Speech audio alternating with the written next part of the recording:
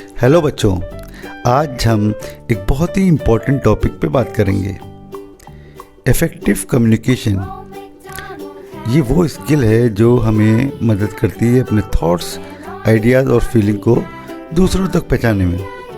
तो चलिए इस इंटरेस्टिंग सफ़र में शुरू करते हैं।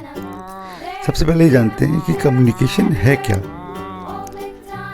कम्युनिकेशन वो प्रोसेस है जिसमें हम अपने थॉट्स, आइडियाज़ और फीलिंग्स को दूसरे के साथ शेयर करते हैं। ये एक बहुत ज़रूरी स्किल है क्योंकि जब हम अच्छे से कम्युनिकेट करते हैं तो हमें समझने वाले और हमसे समझाने वाले दोनों को खुशी मिलती है। इसके 3 पार्ट होते हैं: बोलना, सुनना और समझना।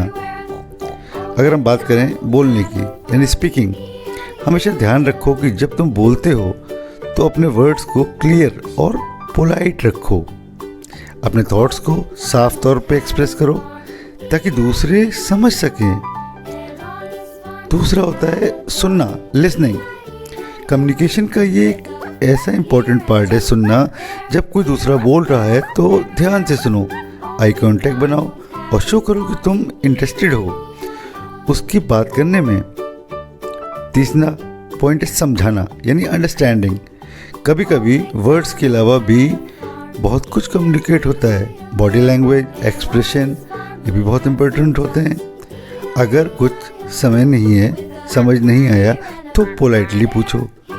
समझने में कोई शर्म नहीं आनी चाहिए। सिंपल इंग्लिश में इफ़ेक्टिव कम्युनिकेशन के टिप्स क्या होते हैं ये बताता हूँ। सबसे पहले तो क्लियर बोलना।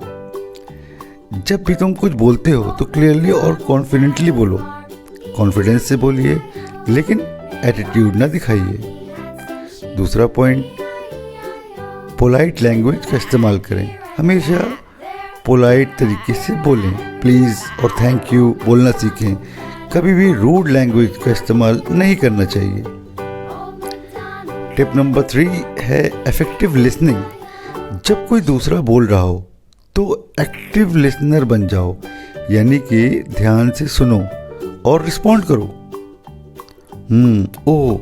ऐसा स्मॉल रिस्पॉन्स से बताओ कि तुम सुन रहे हो। टिप नंबर 4 है अपने विचार सही तरीके से एक्सप्रेस करना चाहिए। ठीक है, तुम्हारे थॉट्स क्लियर होंगे तो सामने वाला भी समझ पाएगा।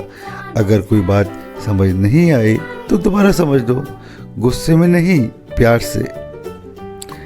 आपको अपनी बात को कैसे भी करके सामने वाले को समझाना है।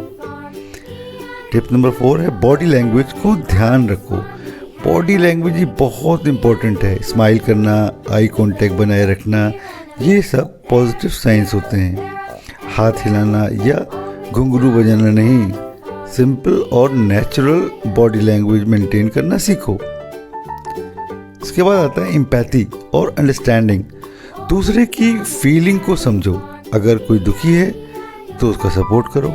एम्पैथी का इस्तेमाल करो, यानी कि दूसरे के शूज़ में चले जाओ और उनकी फीलिंग को समझो। समझे? उसके बाद आता है कॉन्फिडेंस और खुद पर भरोसा। खुद पर भरोसा रखो। कॉन्फिडेंस दिखाना ज़रूरी है लेकिन ओवर कॉन्फिडेंस अवॉइड करो। अगर कोई तुम्हें क्रिटिसाइज करे तो पॉजिटिव तौर पर उसको लेकर इम्प्रूव करो। टिप नंबर 7 है फीडबैक लेना और देना। कभी कभी हमें लगता है कि हम सब कुछ सही कर रहे हैं, ये आमतौर पे सबको लगता है, लेकिन हमें हमेशा फीडबैक लेना और देना चाहिए। पॉजिटिव फीडबैक देने का भी कला है, हम सभी को इसे सीखना चाहिए। टिप नंबर 8 है क्लैरिटी में बोलना। जब भी तुम कुछ कह रहे हो तो क्लैरिटी मेंटेन करो। बिना कंफ्यूजन के बोलना इम्पोर्टेंट है।